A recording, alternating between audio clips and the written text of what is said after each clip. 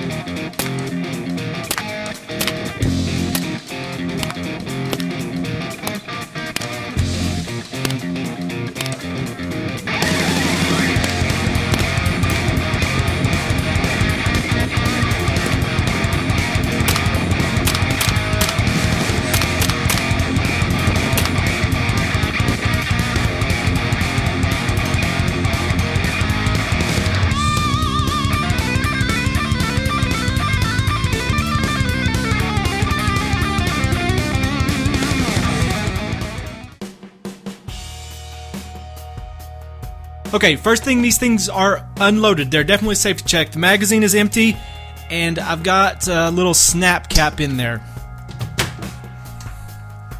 You can see a little snap cap. Okay, next, what are these two rifles made out of? Well, they're both primarily polymer rifles. The Smith has a polymer quad rail, has a polymer upper, steel reinforced. It has a polymer lower, and then the buffer tube receiver extension is polymer. Actually, it's just one molded piece into the lower here. So it's polymer all the way through. The Mossberg is basically the same story. Got a polymer quad rail, polymer upper with some steel reinforcement, and actually the upper and lower is just all one piece here.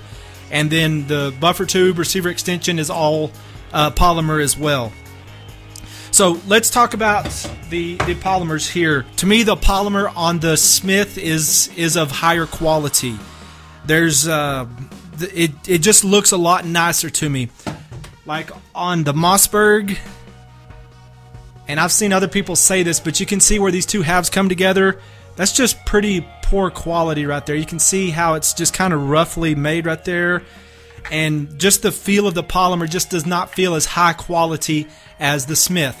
Now, I'm not saying that it's total garbage or anything, but I'm just saying that as you compare these two, I think the Smith kind of wins out on the quality of the polymer that they use in building the rifle. Okay, and the Mossberg is, and this is pretty common. I mean, if you look at anything talking about the 715T, you'll see that people mention that it is just a 702 Plinkster in an AR-15 shell, and that is what's going on here. Is it's just the standard old 702 Plinkster wrapped into the shell, and we'll talk about that more later. The prices on these rifles, let's talk about that for a little bit.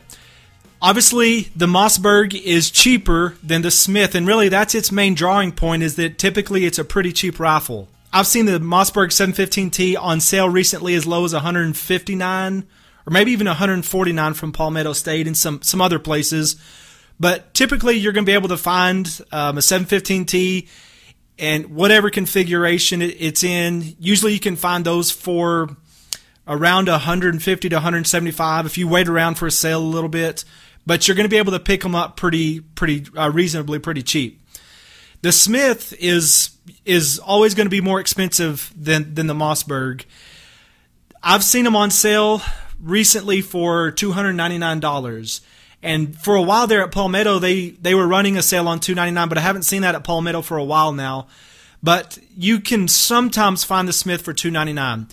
Typically, you're going to be able to find it for about $350 to $375. Now, obviously, I'm talking about, you know, the prices that we have over here in America. And I know there's a lot of people who watch this across the world because rimfire rifles are the ones that a lot of countries can use. So obviously, this is not going to apply directly to you because a lot of times we can buy this Smith for $350, $400, and you're spending a whole lot more for that being imported into your country. But again, this is just for American dollars here. Typically, you're going to find the Mossberg probably half of what you can be able to get, what you can get this Smith for, and so that's going to be one of its main drawing points. These two rifles have a whole lot of variants. So the 1522, mine is kind of the standard one with the threaded barrel. You can get one very similar to this, and I've added on this Magpul furniture, and we'll talk more about that later. Mine did just come with the standard AR-15 style pistol grip and a standard AR-15 buttstock. But mine was kind of the plain one with the threaded barrel. You can get kind of the plain one with a non-threaded barrel. You can get you can get them in all kinds of colors, camo, the muddy girl, whatever, all the pink and purple. I don't care for any of that stuff at all. I just like just plain Jane black. But there's the performance center rifles. And there's a whole lot of different variants that you can get on the 1522, and same thing on the Mossberg. And really on the Mossberg, there's two major different ones in the variants. Mine is the one that has the shorter handguard that has a threaded barrel. The other main one is the handguard that nearly goes out completely to the end of the muzzle, and I think that one always has a non-threaded muzzle on it. But inside of each one of those, this one and then the one with the longer handguard, there's different variants of that. And actually, when I bought my Mossberg, I did not know that I was buying the compliant Mossberg. It had a fixed stock. It had just a 10-round mag. The 10-round mag didn't bother me, but the fixed stock did. And you can see here I've got just another kind of, this was just a cheap Blackhawk buttstock that I picked up for $6 or $7 from Palmetto. And we'll talk more about that in a little bit, but there's all kinds of variants with these as well. And so be careful if you're buying one of these Mossbergs that you don't do like I did and accidentally pick up one of those compliant models, unless, of course, you need that, so you don't have to mess with what I had to be able to get a buttstock onto that thing. Let's talk a little bit about compliance to different state regulations. And I don't know all of these. I've tried to kind of learn some of them, and there's just so many different laws that it's hard for me to know all of these. But like I said, on the 715T, you can get one of these models that has a fixed stock and that has a 10-round magazine. Now, in California, since this is a rimfire, the buttstock does not have to be fixed. Since it's rimfire, you can have a collapsible stock. You still have to abide by the 10-round magazine rule on that, but you can get that model with a fixed stock and a 10-round magazine on the Mossberg. The 1522 has compliant models that you can buy as well. It has where you can buy it with 10-round mag. It has fixed stocks, but there's some of those states that even with that you still can't get it. Like, for instance, with New York's safe law, I've read some about that, and I still don't know exactly, all the ins and outs of that. I have a guy who watches some of my videos, and I was talking about my 1522 in one of those videos, and I asked him, I knew he's from New York, and I asked him, can you get a 1522 in New York? And he mentioned some website like darkstorm.com, I believe, that sells a kit that will make it compliant. But I believe what has to happen there, I think, is you have to, well, maybe Darkstorm actually does the custom work, and then you can buy it through them. You can't order it into New York and then put that kit on. It has to be compliant before it comes there. So somebody would have to make it compliant out of state and then send it into New York. All right, next, as you look at both of these rifles, it's obvious that both of these are trying to mimic the standard AR-15 look. And if you saw both of these rifles out on the range and you were a little ways down and you just took a quick glance at both of these rifles, they both replicate that AR-15 look pretty well. But really, whenever you scrutinize that at all, really the Smith wins out on looking like an AR-15 really easily. And really the number one way it does that is through the magazine. Here, whenever you see this mag, it's pretty obvious that something is going on weird there. Where this one, you can tell it's the whole mag that fits up inside of the mag well there. Now, I'm just talking about looks here. We're going to definitely get into the functions of it being, this one being a whole lot similar to an AR-15 later in the video. Okay, next, let's compare the weight of these two rifles. So here we have the Smith, and it weighs about 5.5 pounds, and that's with an unloaded 25 round mag on that. Alright, next the Mossberg. And again, this is with its unloaded 25 round mag, and you can see that's about 5.25 pounds. So both of these are very similar in weight. Okay, next let's compare the stock sights that come with these rifles. So on the Smith, and again, I added this mag pull, so there's not mag pull flip up sights here. This is what came with it. But you have very nice aluminum or metal, whatever type of metal sights that you have here, and they're very chunky, very easy to take this off. This is not like a standard fixed front sight. This can screw off, and that comes right off. Actually, this rear sight I think is the one that came with my Mossberg. The one that I had on my Smith, I think I have it on another rifle somewhere. I couldn't find it, but I took the one from that one and put it on here. So on the Mossberg that I got, it did come with this little cheap red dot. But whenever you get the one with the red dot, they always throw in the front and rear sight. And the one that you get for the Mossberg is actually very high quality, just like the ones that you would get with the Smith. But of course, the beauty of having this type of a platform is that really none of that matters, because you can add whatever you want to. You can add on a high quality red dot. You can add on a high quality scope. You can add whatever you want to. There's plenty of space to be able to do any of that. Let's talk about buttstocks for just a second. So actually on both of my rifles I have different buttstocks on it than what came on it. And I've already mentioned this, but I put this buttstock on here. On the 1522, it is a mil-spec diameter buffer tube receiver extension. So let me just show you that here real quick. Which mil-spec is 1.148. And you can see there it's 1.148. This is a mil-spec diameter. So if you want to have the buttstock not rattle, you'll want to get a mil-spec, because the mil-spec is the smaller of the two of mil-spec and commercial. And this is the MOE mil-spec, and you can see there's just a tiny little bit of rattle, but not a whole lot. Now on the Mossberg, again, this is an aftermarket stock I put on here because I accidentally bought one with a fixed stock. This receiver extension is going to be a commercial, which is 1.168. And 1.173 is the smallest I can get on that. Alright, next let's compare pistol grips. So on the Mossberg, obviously this is one molded piece. This is the pistol grip that you can have on here. You can't change this. There's no way to change it. On the 1522, you can change it. And you can see this MOE pistol grip doesn't fit exactly up into here, but it works. I mean, you can see it's just the standard type of AR-15 pistol grip. There's just the bolt in there that's a 3/16 inch hex head that comes out, and then I just put on this MOE pistol grip. And you can put on any AR-15 pistol grip that you want to on here. So the Smith definitely wins out on that. Let's talk about magazine options for a little bit. So on the Mossberg, here's basically your two options. You have the 25 round mag and you have the 10 round mag. So this is basically the mags that you can get here. For the Smith, there's obviously the 25 round stock mag made by Smith, and there's also a 10 round mag made by Smith. I haven't ever picked any of those up. I probably will, but I really don't have a whole lot of need for getting that. But Smith makes the 25 round and 10 round. This is a Plinker Tactical, which is a 32 round magazine. And there's a lot of debate about whether this is any good or not, but I got mine on sale for $6 or $7, so I grabbed a couple of these. But you do have this option of getting an aftermarket mag that holds quite a few rounds.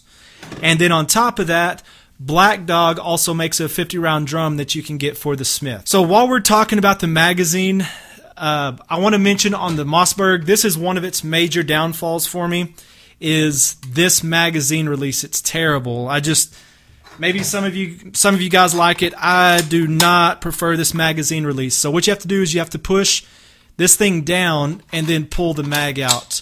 It's just kind of hard and not easy to deal with. Okay, and also we're talking about mags. To be able to take these apart, I haven't tried to take one of these apart, but I assume this is like a GI AR-15 mag where you have to kind of bend the little base plate and slide that out of place so that you can bring the spring and the follower out. And then on the 25 round mag, there's 6 screws that you have to take out. And then this comes apart, and then the spring from the top comes out, and there's a spring in the base part here also that those will come out, and so that's what you have to do to get this apart. Now, there's quite a few videos on making this 25 round magazine more easy to load, and you can find all kinds of videos on that on YouTube where people take this little follower right here and they take it and put it down underneath this spring. There's all kinds of fixes for making this mag easier to load. But there's also a little speed loader, little thing that you can put on here to help load in rounds into these magazines. I don't know where mine's at, but that they do have that to help with this magazine. On the 1522 magazine, it's incredibly easy to take apart. So there's just a little button right there. You can just use a round. So I'm going to take the nose of the bullet there, push that in. Spring slides out, and the follower comes down. And then on this, once you get it down there, this little button falls out, and then your follower comes out. So this requires no tools whatsoever to be able to take this magazine apart so that you can get this thing cleaned out if you need to. These Smith mags are very high quality. There's just doesn't seem like there's a whole lot to wear out here. I mean, I've seen people talking about the lips up here wearing out, but after, thousands of rounds. But this is a pretty high quality mag. And these Mossberg mags, I guess they're pretty good quality. I wouldn't say they're high quality, but they're pretty decent. And also on the Smith mags, it has this little thumb assist here that can help you to bring this down and help you to load it. Now on these there's a lot of videos also, but when you're loading the Smith mag, you kind of have to be careful. You don't want to just bring this thing all the way down and then just drop a whole bunch of rounds in there. They will not line up properly. What you want to do is you want to bring this down just enough to take off the pressure. Just bring it down just a little bit where you still have to push down just a little bit, and then keep doing that. Just barely bring it down where it helps to be able to push the next round in. So while we're talking about mags, let's go ahead and talk about last round hold open. What happens whenever the last round is shot? So on the 1522, that's what happens. The bolt is held open by this bolt catch, like on a true AR-15. So that is very, very nice. And even with the mag in it now, I can push the bolt release and it'll close the bolt for me. So on the Mossberg, on the last round, the bolt is held open, but it's only being held open by the follower. So as soon as I remove the mag, the bolt closes. But you can hold that bolt open. Once it does that, then if you want the bolt to go ahead and stay open, you can pull this back even further, then push it in, and that will catch the bolt for you.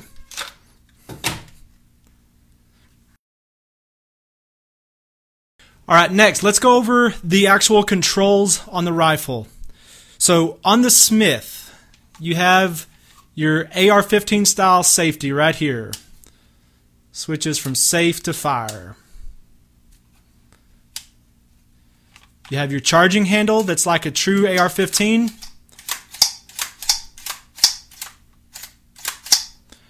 You have your mag release, like on a standard AR-15. This rifle mimics an AR-15 nearly perfectly. Actually, out of all the tactical 22s, the Smith mimics it better than any that you can find. Okay, on the Mossberg, I've already shown you this mag release that I'm not very fond of, so that's definitely not AR-15. This charging handle is just there for looks. It serves no purpose. It's just a piece of molded plastic into this whole clamshell on this rifle. So, like I showed a second ago, here's your charging handle. Your safety is a cross bolt safety. So you can see that the actual controls of this rifle are nothing like an AR-15. Okay, next, to be able to take this rifle down, to be able to clean it. The Smith, again, wins in this by a long shot. This is like a standard AR-15. You push your 2 pins out, or for that matter, do that, you can get to your trigger, your hammer mechanism, clean those. The bolt and charging handle are just like a standard AR-15. Well, in function, they're not. This is not an AR-15 charging handle. It's shorter, but it works just like that. And then from here, I can go ahead, bring the front pivot pin out, and then my lower and upper are apart, and I can get to everything. I can get to the chamber. I can get to, like I said, my hammer, trigger. Can put my brush down there, boar snake, whatever. I can get to my bolt, clean the bolt face, breech face, all of that off. I mean, it's just as easy as it can be. It's really not easier than what you have right here for being able to take it down and for being able to clean it.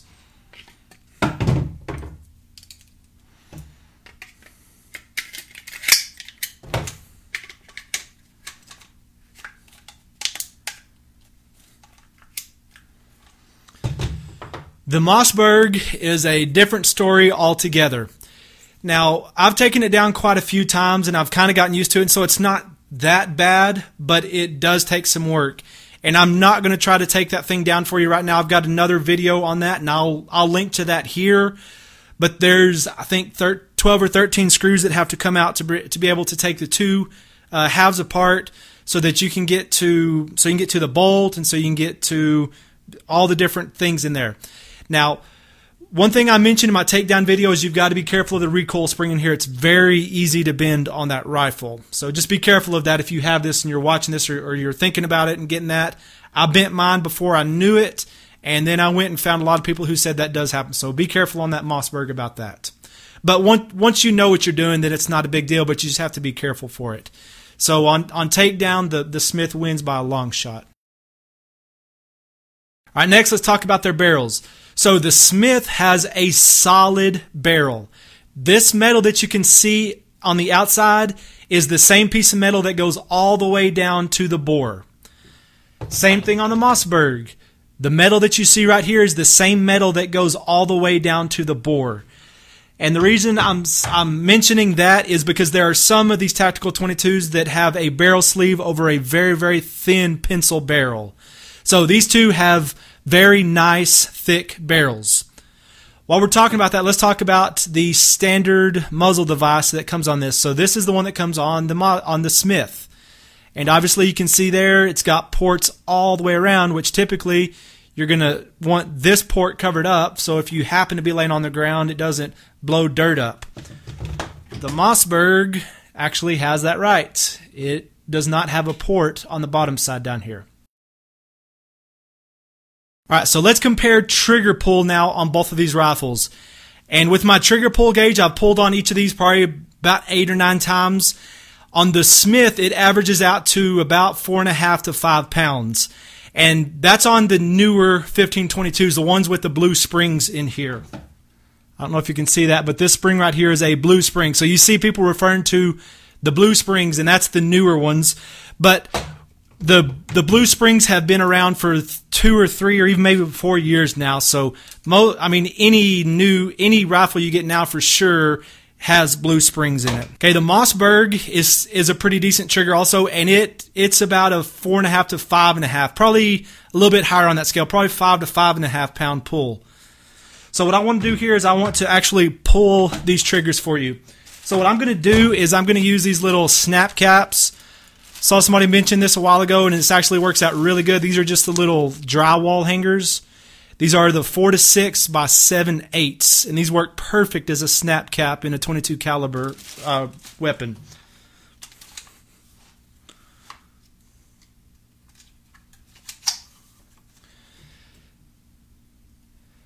All right, so on the Smith.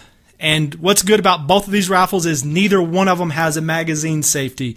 So I'll be able to pull the trigger as long as it's on fire without having a magazine in it. All right, let's try that again.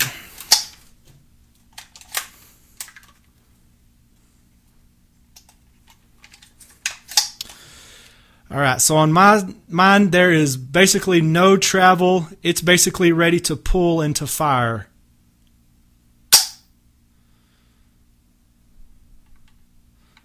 Just barely any travel. It breaks very cleanly. I don't feel a whole lot of grit. It just pulls very nicely. All right, now on the Mossberg.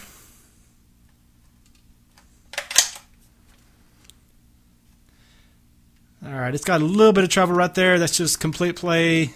Nothing's being pulled. You can tell right there. Then it gets to here. And there's a tiny little bit of creep before it actually breaks. So it's a pretty decent trigger also. But, and we'll talk more about this later in the comparison, but the Smith wins out on this. Even with the stock triggers, I feel like the Smith is just a tiny bit better, but with the Smith, this trigger is completely replaceable. You can put in basically most any AR-15 trigger. You can drop in a CMC, you can drop in a Geisley trigger, a Timney trigger, and get an awesome trigger in this rifle. The Mossberg is just not possible. It's all one action inside of this rifle. You cannot replace the trigger. So you can put a better trigger into that Smith, even though it's better anyways, I feel like, just by hair, but you can make it a sweet trigger. And while I'm talking about that, I've seen people buying the slide fire kits where you can get the 3.5, 3-pound trigger and put a slide fire on here, and the Smith works perfectly for that. In fact, with one of those kits, it has a reverse muzzle brake where it actually puts more recoil onto it, where you can do a slide fire with this rifle. On the Mossberg, it's just not gonna lend itself very well at all to that. It's just not gonna work. So you can do whatever you want to with the trigger on the Smith and make it exactly what you want. Okay, while I'm at this, I wanted to show you these snap caps. These are the snap caps I used while I was doing my trigger pull to find out how hard it is. And I want to show you the kind of dimple that the firing pin makes on here. This is from the Smith, and it may be kind of hard to tell there, but it's right out on the edge, and it makes just a decent little divot there in that snap cap. This one is the Mossberg, and it dimples it out closer to the center of the round. And you can see it looks like it's a little bit deeper. So the Mossberg puts it more closer. I mean, it's out to the edge, but that firing pin is hitting even closer to the center, and it looks like it's depressing harder than what the Smith does.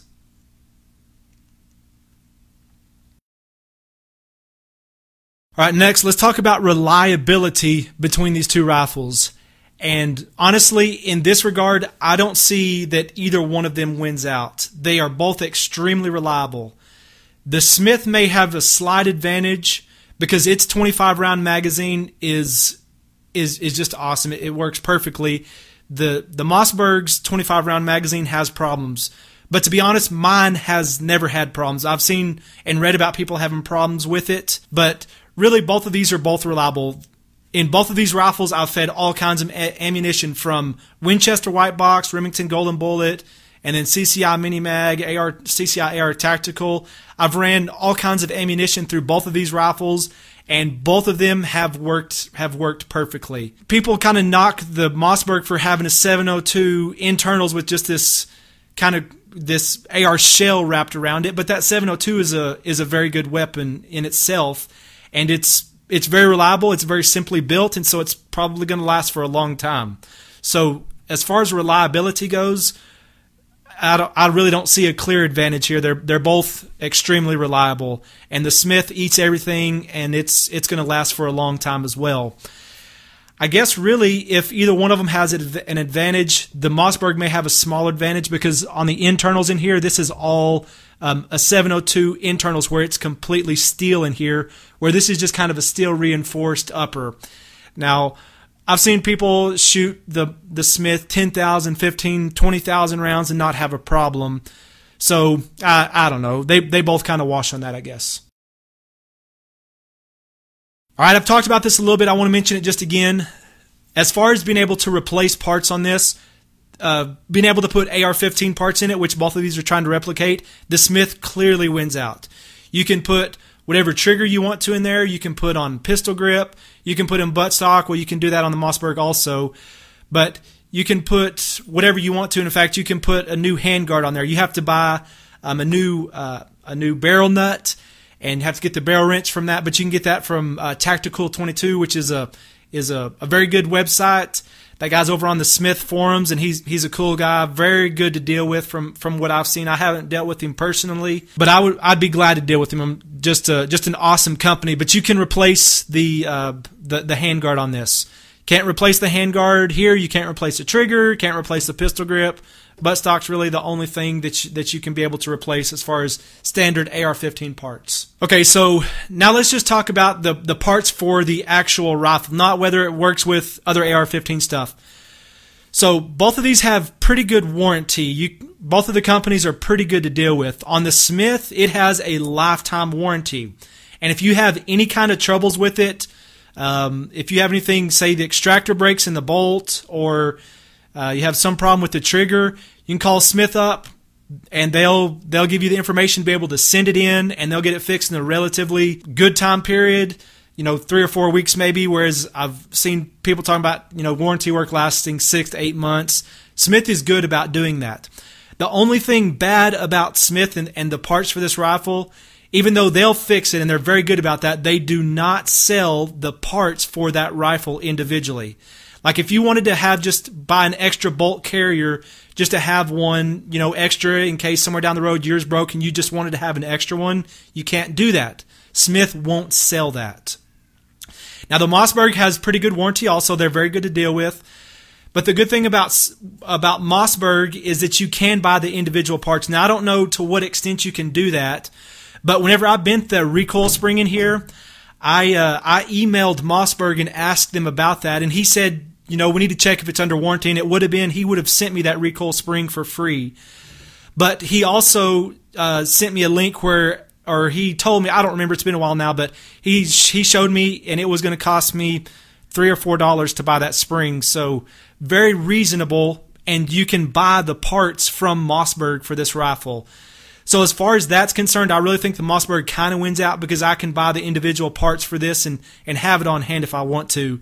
But it's really not a knock against Smith because they are very good to deal with, and they'll fix the rifle no problem if you have any problems with it. All right, next let's talk about accuracy for a little bit. And just to be honest here, if you are considering either one of these two rifles, you're not really looking for the most accurate rifle on the market. You're just not. And if you are, you would be looking for a high quality bolt action rifle.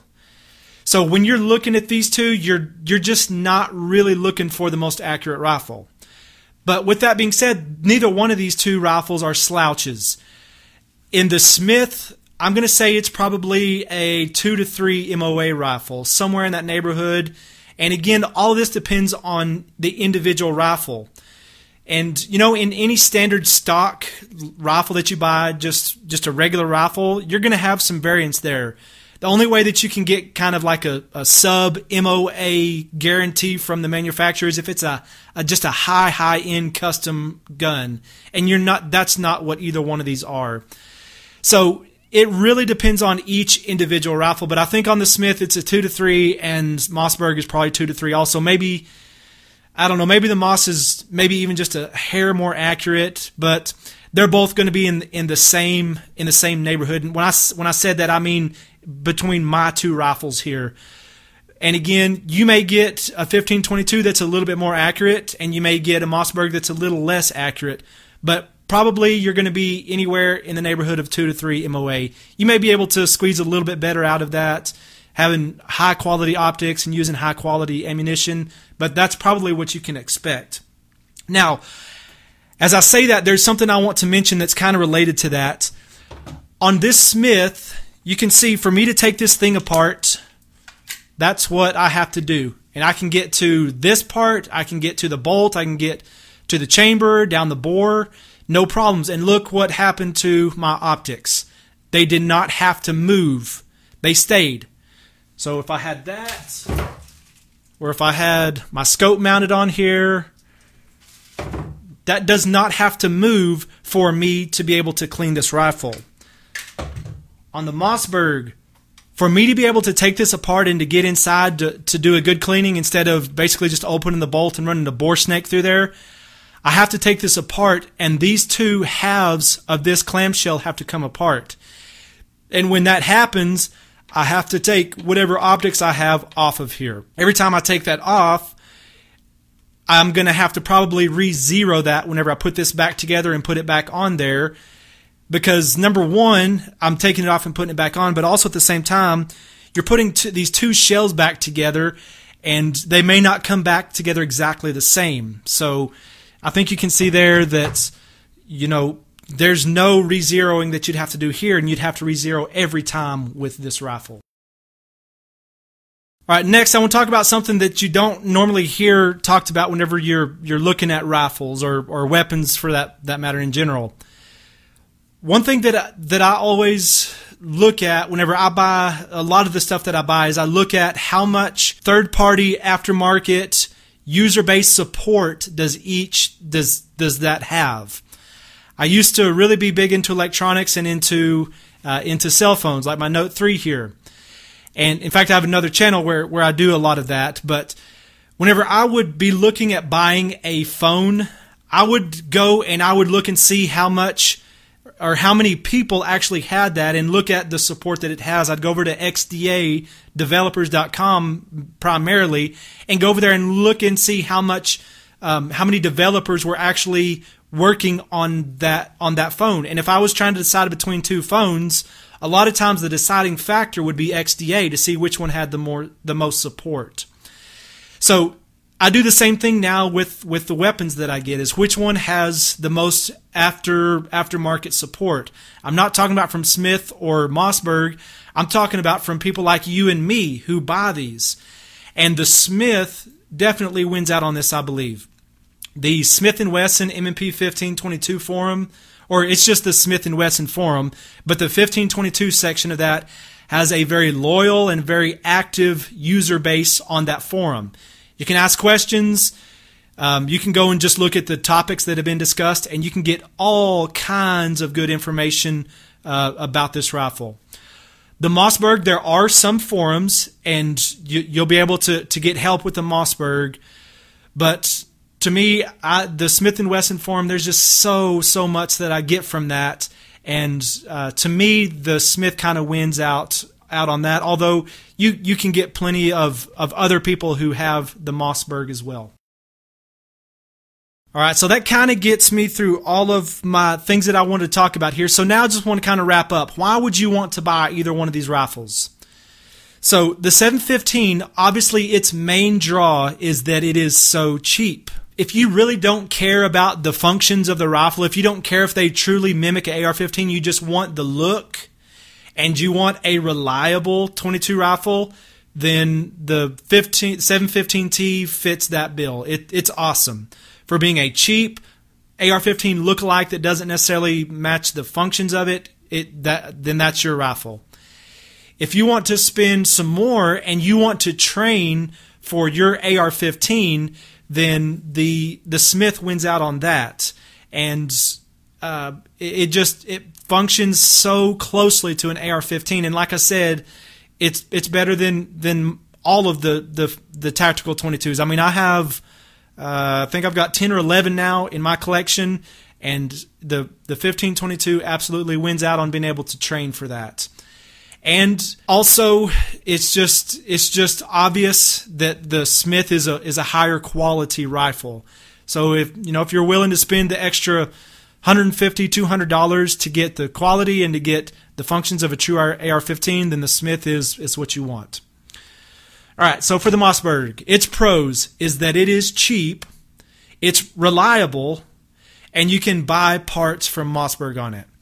The cons on this rifle is its takedown. This magazine release is terrible, and I forgot to mention this, I just now remembered it. On this rifle, whenever you're putting these screws, you're putting them into plastic. And I have known that from the very first day. But you have to be careful that you don't strip these screws out. And even with me being careful, this screw right here is stripped out. This will pull right out of here. And so the magazine release is not good. And cleaning the bolt on this thing is a pain. So the 1522, its pros is that it is made very nicely. It's easy to take down. It replicates AR-15 more closely than any other. Its cons is that it is quite a bit more expensive than the 715T and that you can't buy parts directly from Smith on this rifle. So I hope that the things that I've covered here have helped you to make a decision on which one of these two rifles is best for you. They're both very nice rifles. They, as I said at the beginning, both of these fill really the same niche, but they just do it in their own way. I like both of these rifles. Neither one of these rifles are going to leave my collection anytime soon or ever. I'm happy to have both of them in my collection. They're both sweet rifles. Again, this is B coming to you from G&A today. Thanks for watching.